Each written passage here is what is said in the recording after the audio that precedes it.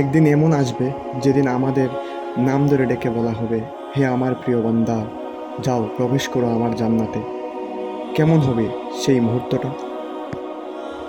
একবার মনে করে দেখুন, সেই দিন এই দুনিয়ার সব দুঃখ কষ্ট অপমান অভাব আর ব্যথা থাকবে পেছনে, মহান রব সামনে দাঁড়িয়ে থাকবো আমরা। সারা দুনিয়ার মানুষ যখন বিচার নিয়ে চিন্তায় অস্থির, ঠিক তখনই আল্লাহ রাব্বুল আলামিন ডেকে বলবেন, হে আমার প্রিয় বান্দা, তোমার জন্য আমি জান্নাত প্রস্তুত করেছি, যাও প্রবেশ করো। প্রিয় বন্ধুরা, যেদিন ফেরেশতারা জান্নাতের দরজায় এসে বলবে, সালামু আলাইকুম, তোমরা শান্তিতে প্রবেশ করো, কেমন হবে সেই অনুভূতি?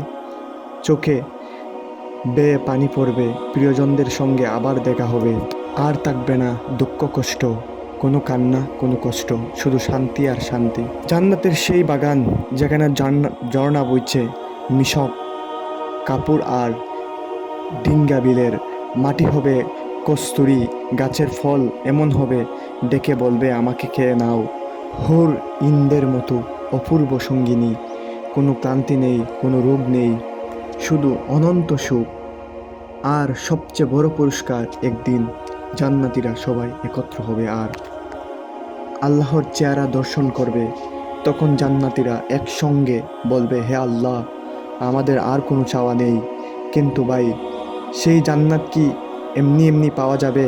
দুনিয়ার যে বান্দা আল্লাহর কথা মেনে চলবে, সালাত আদায় করবে, হালাল হারাম দেখবে, জান্নাত তো আর তার জন্যেই। এখন সময় আছে, চলো আল্লাহর দিকে ফিরে যাই, তওবা করি, নেক আমল করি, মায়ের দোয়া নেই, আত্মীয় স্বজনের হক আদায় করি, দুনিয়া ক্ষণিকের, চলো আমরা জান্নাতের জন্য প্রস্তুত হই। হে আল্লাহ, তুমি আমাদের সবাইকে সেই জান্নাতের মেহমান বানাও। সেই দিন তোমার ডাকে সাড়া দিয়ে জান্নাতের দরজা প্রবেশ করার তৌফিক দান করুন। আমিন আমিন সুম্মা আমিন। বন্ধুরা, ভিডিওটি যদি ভালো লাগে তাকে দয়া করে লাইক, শেয়ার আর সাবস্ক্রাইব করতে ভুলবেন না। আল্লাহ আমাদের সবাইকে হেদায়েত দান করেন। আমিন।